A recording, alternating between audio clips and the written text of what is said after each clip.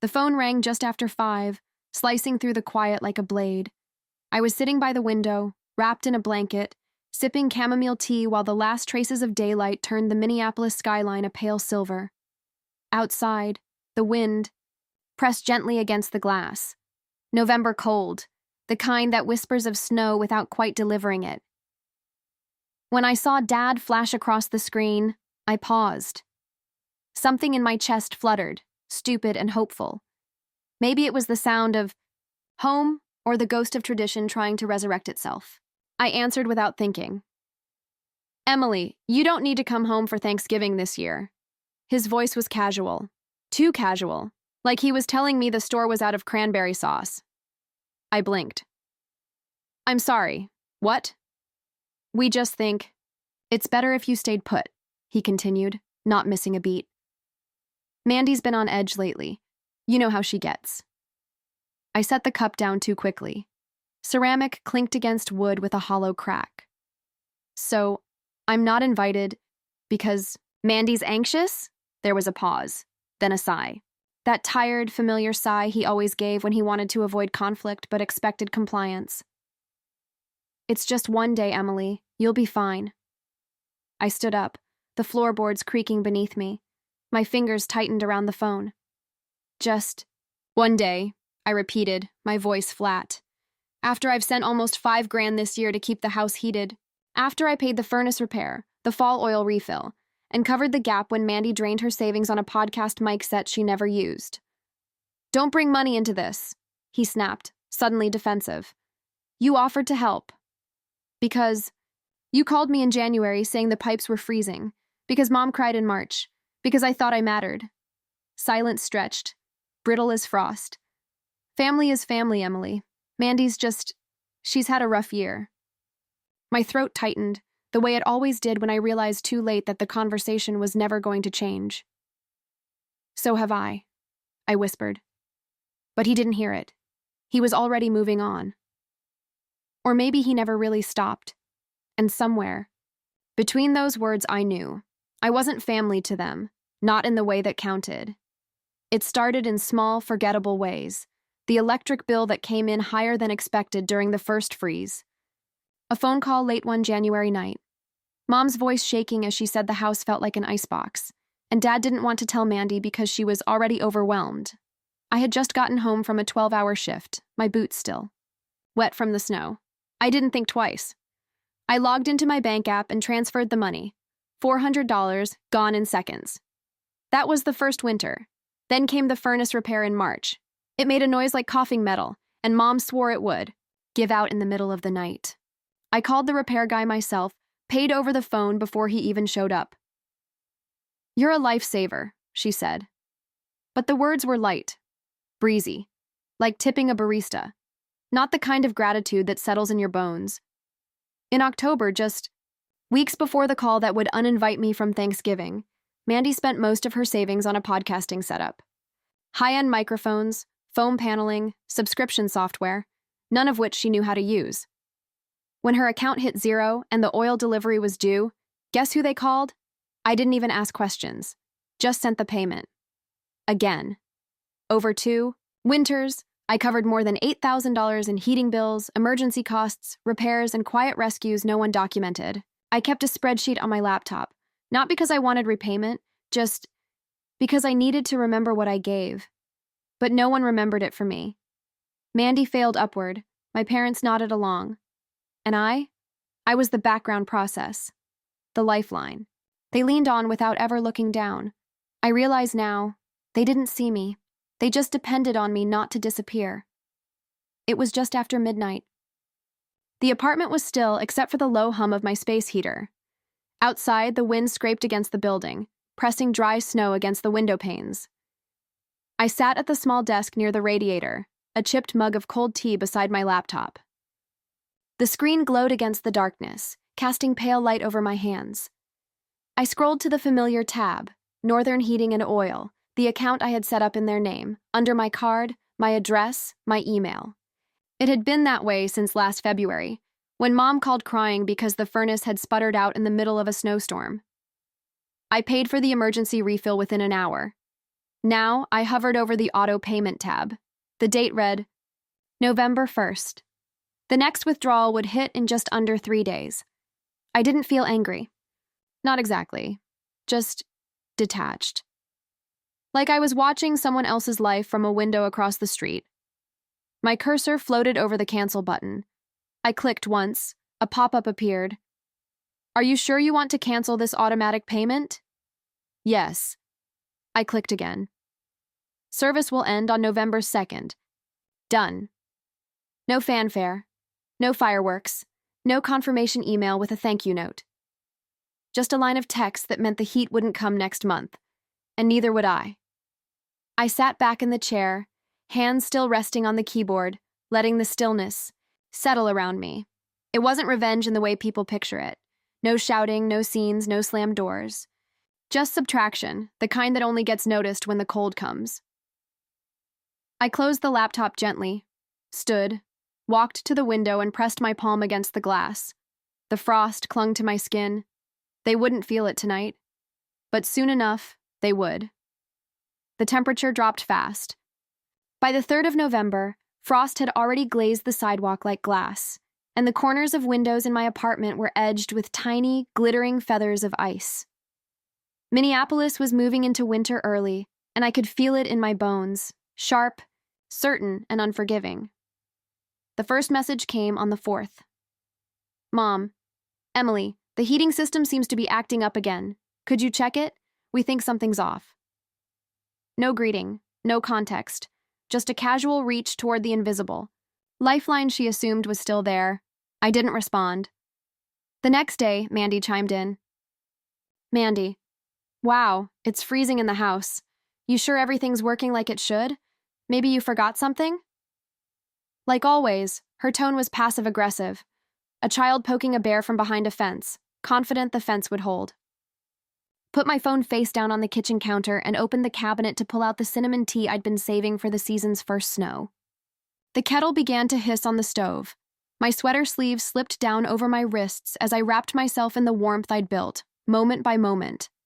By the 6th, the air was biting. My father called. I let it ring. His voicemail followed within seconds. Emily, the house is down to 58 degrees. If you know anything about this, you need to step in. This isn't a joke. Still, I said nothing. I lit a candle, folded my clean laundry, pulled the fleece throw over my legs, and turned the space heater up one notch. The hum of it filled the room with a kind of reassurance that words hadn't brought me in years. Let them feel it, not to suffer, but to understand. The warmth was never free. It came from me, and I had simply stopped giving it. Silence used to terrify me. Growing up in that old house on Ashwood Street, quiet meant someone was disappointed, that Mom was upset but wouldn't say it, or Dad was brooding in the garage again, or Mandy was nursing some imagined slight. Silence meant something was coming, an explosion, a guilt trip, a tearful plea.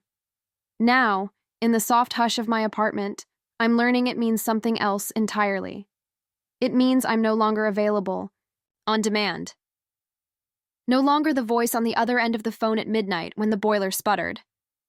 No longer the walking wallet for Mandy's mistakes. No longer the daughter who swallowed every slight, every exclusion, just to keep the peace. I had mistaken my willingness to show up as love, but what I gave wasn't love. It was labor. Unseen, unpaid, unreciprocated, and now that I've gone quiet, they don't know what to do. Mom sends polite texts as if I might forget the years she stood in the kitchen and said nothing when I was told to just let Mandy have her space. Mandy posts passive-aggressive stories, little cryptic digs about fake family. And Dad, he oscillates between cold silence and sudden urgency, as if barking orders might pull me back into orbit. But I don't bark back. I don't reply. Let the quiet stretch. And in that quiet, I hear more than I ever did when I was screaming inside and pretending I wasn't. I hear the weight of what they expected from me. The assumption that I'd never stop, that I'd always be there. But silence isn't absence. It's the sound of my boundaries finally echoing in the space I used to fill. The knock came late. Sharp, deliberate, not the kind you mistake for a Package delivery. I paused, the book slipping closed in my lap, the soft jazz in the background trailing into a breath of quiet. I already knew. I stood, walked to the door, and looked through the peephole. My father stood on the other side, bundled in an old gray coat I hadn't seen since last winter. His face was red from the cold, eyes tired, jaw set in a way that told me he'd come here to fix something, but not to say sorry. I cracked the door open, just enough to let a sliver of warm air reach him. "Emily," he said, exhaling fog into the space between us. "We need to talk." I stayed still. "Is Mom okay?" "She's sick. Fever. We've been keeping her wrapped up in blankets, but it's 38 degrees in the house. Mandy hasn't come out of her room since yesterday." I leaned my shoulder against the doorframe, watching him carefully. "And what would you like me to do?" His voice was sharper now.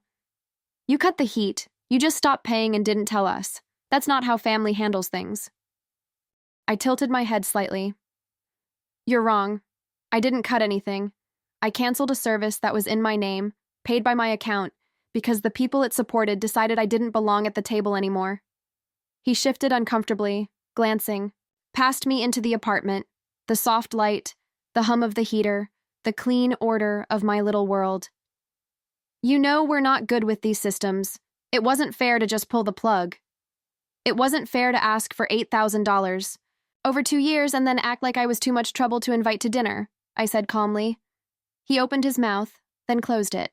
His hands were clenched inside his coat sleeves. "Mandy's had a hard year." "So have I said. "And you told me to stay back." "I did." I stepped aside just enough for him to see the full warmth of my home, and not an inch further. "This is what peace looks like," I said. "And I'm not giving it up again." Then I closed the door, gently, but without hesitation. And I didn't look through the peephole as he walked away. I didn't cry after he left. I didn't pace or second guess or replay his words in my head like I used to. I just stood by the door for a moment, hand still resting on the knob, feeling the echo of everything that hadn't been said. And then I sat back down in my chair, the one by the window, pulled the blanket over my knees, and stared at the quiet snow falling beyond the glass. I thought about all the years I sat in that freezing kitchen back home, listening to Mandy cry, over breakups, failed projects, and career plans that never made it past the idea phase. I remembered Mom wrapping an arm around her, Dad offering excuses like they were lifelines. "She's just sensitive. She's figuring things out. Let her grow." And I remembered being in that same kitchen, quietly holding the grocery bags I'd bought with my own paycheck, the utility bill tucked in my coat pocket, my throat too tight to ask why no one ever did the same for me. They didn't comfort me. They didn't ask. They just assumed I'd be fine, so I became the one who handled things, until handling everything turned into being blamed for everyone else's mess. This moment, this cold, snowy silence, wasn't revenge. It was the natural end of a pattern they never thought would break. It was the truth folding in on itself. The weight finally shifting back where it belonged. I hadn't shut them out. They had closed the door the moment they made comfort for Mandy, more important than inclusion for me. I simply stopped knocking. And now, as my father walked away into the snow, I didn't call him back. Because some lines, once crossed too many times, aren't drawn again. They vanish. Just like I did. It was Haley who kept me informed, though I never asked her to. She'd call once or twice a week, her voice crackling over the phone with the dry winter wind on her end. Always direct, never dramatic. That was something I appreciated. About her, she didn't dress bad news in flowers. "Your dad sold Grandpa's watch collection," she said one evening, her tone as flat as the snow-covered roads outside. "The good ones, the ones in the glass case by the fireplace. Guess he needed quick cash for another oil delivery." I let the words sink in as I stirred soup on the stove. The watches had been part of my childhood, small gleaming orbs of brass and silver, ticking reminders of a man who once held time like a treasure. Now they were just numbers on a pawnshop receipt. "Mandy moved out," Haley added. "Something. About a fight with your mom. She's crashing with a friend near Eden Prairie. Last I heard, she's sleeping on a couch. I closed the cupboard gently, the way you do when you realize you're no longer surprised by anything. And your parents? She went on. They're in one of those weekly motels off Highway 52, real basic. Mom says your dad's got a cough he won't admit is serious. The house on Ashwood Street, once the center of my guilt, my giving, my growing pain, was dark now. Empty. No longer a beacon. Just a shell with thin windows, pipes that groaned. Through the night, and walls that echoed with what no one wanted to hear. I stood by my own window, soup simmering behind me, and looked out at the quiet street where fresh snow had started to fall. The ache in my chest wasn't guilt. It was mourning, not for them, but for the version of me who spent years trying to hold something together that never once held her. It was Haley again who told me. She'd seen it first, shared in a group chat, by someone neither of us had spoken to in years. She posted a video, Haley said flatly. Mandy, crying, telling people you left your family in the cold like it was some twisted power trip. I didn't ask to see it. I didn't need to. Already knew the script. Mandy had always been good at performing pain, knitting together half-truths into something that sounded just believable enough to shield her from consequence. This time the backdrop was dimly lit, her voice shaky, her hands wringing a tea, mug she probably didn't even drink from. She spoke of abandonment, of betrayal, of a sister who walked away when things got hard, but she didn't mention the money. The 2 winters of oil payments, the canceled podcast loans, the way they told me to stay away so she could be comfortable. She didn't mention Thanksgiving, and I didn't comment. Didn't write a carefully worded rebuttal or compile screenshots. I didn't text her to demand she take it down or call my parents to ask if they believed it. I simply turned my phone face down and returned to the book I'd been reading. A quiet memoir about reclaiming identity. The irony wasn't lost on me. There was a time when I would have burned to defend myself, would have clawed back my image from every corner of the internet just to be seen clearly, but not anymore. Let them tell their story. They always did. But now I had mine, and it wasn't made of shaky videos and desperate narratives. It was made of peace, of warmth I built myself, of silence that didn't beg to be filled. The truth didn't need to shout. It just needed to be lived. The snow had been falling for hours, thick, slow flakes that muted the city into something still and reverent. I had just pulled a fresh blanket from the dryer, still warm, when I heard the knock. Not rushed, not urgent, just steady. I stood still for a moment, holding the soft fabric against my chest, heart instinctively bracing itself for what might be on the other side. Then I walked to the door. Through the peephole I saw her, my mother, wrapped in a bulky coat that swallowed her frame, scarf pulled high, hat lopsided from the wind. Snow clung to her shoulders like salt on old fabric. She looked smaller somehow, not older, smaller, as if something had finally collapsed inward. Cracked the door. Emily, she said, her voice catching on the cold air. I'm sorry to come unannounced, but I didn't know how much longer I could wait.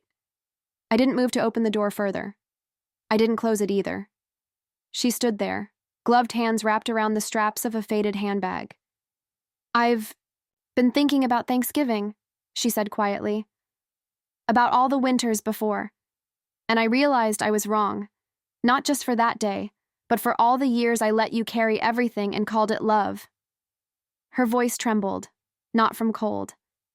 Not entirely. I don't want to ask you for anything, she added. I just want you to know I understand now, even if it's too late to change it. We stood in the doorway, silence for a while, the warm air curling between us like a soft boundary. I looked at her, not through the eyes of a daughter begging to be seen, but as a woman who had learned to live without needing to be rescued.